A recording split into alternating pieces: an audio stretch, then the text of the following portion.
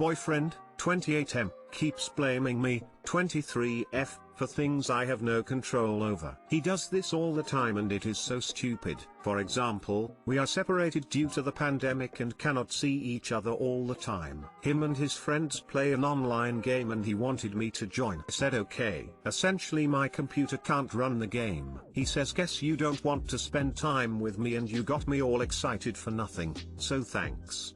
Then why I tried to call him out for it, he just stopped talking to me. After not letting it go he said this is the stupidest thing you are starting an argument over and it was just a joke but now I'm mad. When I told him it wasn't very funny he just said sorry then went back to ignoring me. He does this kind of stuff all the time and I keep getting uselessly, it feels, mad over it without a real productive way to stop it. Any advice on how to deal with him in a situation like this? Too long didn't read. Basically just the title. Walk away. He won't change and you can't live like this. He's doing this because his way of dealing with frustration is to punish you. You are his punching bag. He doesn't care that it wasn't your fault or that his behavior hurts you. All that matters to him is that he was inconvenienced. There isn't a way to stop him because he doesn't want to stop. All you can do is realize that you are being emotionally abused and leave. Just break up with him. Sounds like a gaslighter. The productive way to stop it is to break up with him. He sounds annoying. Your boyfriend sounds manipulative as fuck, and so far as I can tell, not for any good reason. This doesn't strike me as a healthy relationship. If he can't have an adult discussion about it with you, it's probably time to move on. My 36F husband, 36 meters, 14 years married, has a very strong personality and doesn't really meet me halfway. How do I decide if I get on board or leave? This is an issue that has crept up on me over time. My husband and I are high school sweethearts and have been together almost 20 years. When we first got together, our lives were 100% compatible. We liked the same things and when we didn't it still worked. We wanted similar amounts of hobby alone time. For example, we had the same life goals in terms of launching away from our parents and establishing our lives as adults, and we did great. We both have good careers, we bought a house in a city that we love, we kept in touch with our old friends and made new friends together, we got some cats and loved them so much, we spent time together and laughed a lot. He's very funny, very fun, a great friend, and a pretty good roommate, but to be honest he is not a very good partner. As tends to happen when you get married very young, we did grow in different directions as we became adults, and my husband turns out to be a very strong personality who is not very flexible / willing to compromise. A few ways this has manifested itself. He has strong opinions about how certain things should be done around the house, especially around food, and relatively little patience for things getting messed up or done differently. We are both good cooks and I took the kind of standard advice of either you can let me do it my way and not complain or you can do it, and he picked do it. We have a CSA / farm share and get takeout a few times a week, but he does all of the grocery shopping otherwise and cooks most of our meals. He's also set up some systems in the house that strike me as deeply odd. One example, he's started keeping his old phones when he upgrades, so we now have a music phone that he uses only to play music and a TV phone that he uses only to cast to the TV. I think this is just so strange when we both have our normal phones all the time.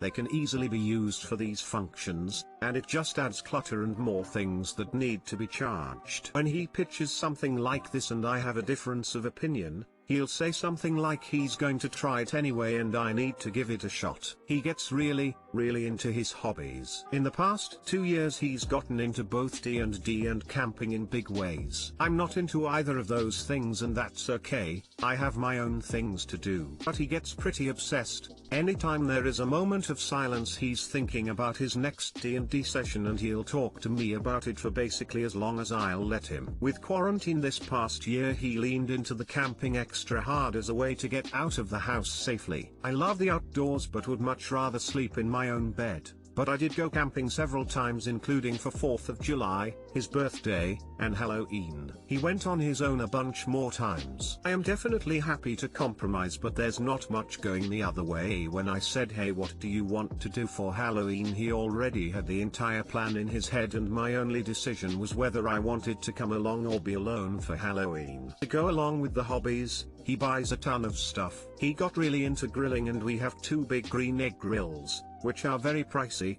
because he wanted to have a very large cookout party and needed a bigger surface to do that. I tried to get him to either invite fewer people or to do fewer meats. You don't need ribs and brisket and pulled pork, but he refused, saying that this was one of his life dreams to have a party like this. He'll make decisions without me or do something different than we agreed on, and thinks this is fine if he has a good enough reason. We have a couple of cats and were considering adopting another this year, but ended up deciding together that we'd foster. Guest room hasn't seen a human guest in so long, and that we'd be willing/able to take care of one adult cat who didn't need any serious daily medical attention. We had one who turned out to have medical issues that were diagnosed after he arrived. Not my husband's fault, but it was stressful and more than we were prepared to handle. The next call he got was for a set of 3 10-month-old brothers, and he said yes without even telling me. This is definitely more than I'm comfortable with, but he just said he had the opportunity to save these cats, and one of his life dreams, again with the life dreams, is to save cats. So here we are. There are 3 cats in my guest room right now. There have also been a couple of even more big picture things. About 3 years ago he got laid off with severance, coincidentally right when we had been talking about him taking a bit of time off of work to work on a passion project. I was happy to support him and actually excited that he'd be able to work on this project while he still had income coming in.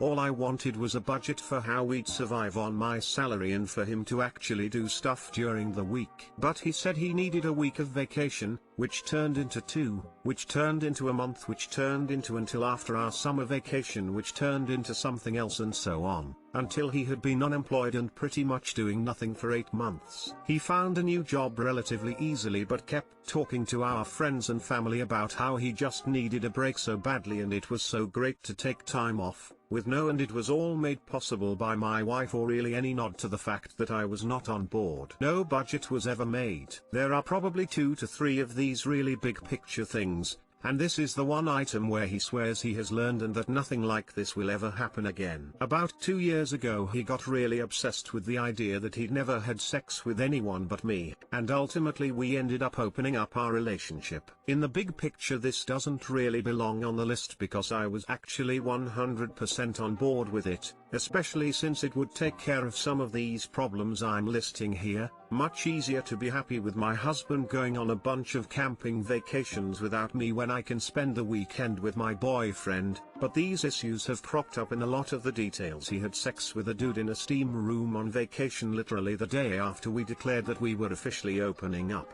It happened so fast that we hadn't really set rules, and he didn't use a condom because it just didn't occur to him. More recently, he's seen people during the pandemic because they work from home and just see their partner. It's totally safe, but the partner is in school, so not accurate at all. Most of these are only workable because I am a pretty flexible/easygoing person. We don't have kids. He has a job that affords him a lot of free time. Some of them have silver linings for me. I don't do many chores, and it turns out I love being polyamorous generally, and my boyfriend in particular. We already reached a lot of the early adulthood goals that we had together, and we have enough money that we can absorb extra expenditures. I realize that all of those things afford us a lot of freedom, and I want him to be able to do things that are important to him. I just don't like feeling like I have no say. As I have pushed back against these things over the years, there has been a lot of crying, and we have done counseling which has helped with communication and things like that,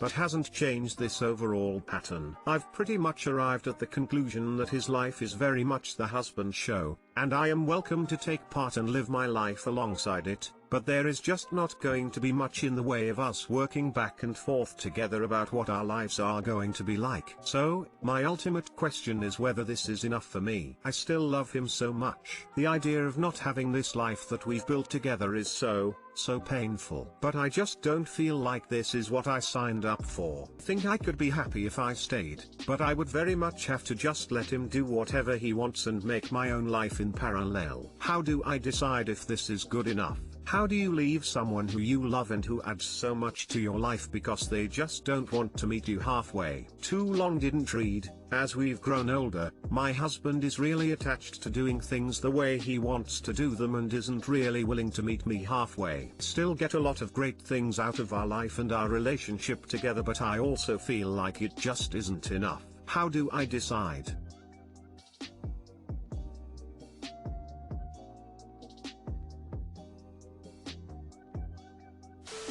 Maybe it's just me, but I really feel like you buried the lead here. He had unprotected sex with an anonymous stranger, and that's not the number one problem in your mind. He's continuing to have sex outside your bubble during the pandemic. He is being incredibly casual with your health and safety. There's a little bit of a sunk cost fallacy going on here. You haven't wasted 20 years of your life. You enjoyed 20 years and now it's not serving you anymore. All relationships end, one way or another. He's made it clear that he is number one, number two, and number three in his life. You deserve to be more than number four.